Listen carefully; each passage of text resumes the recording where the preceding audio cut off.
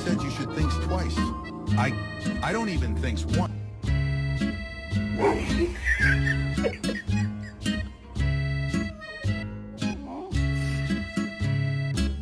I'm so hungry. I could eat a golden retriever named Harley.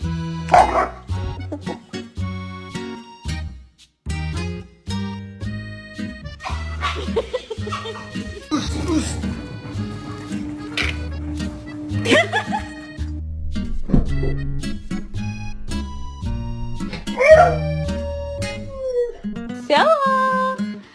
Stella!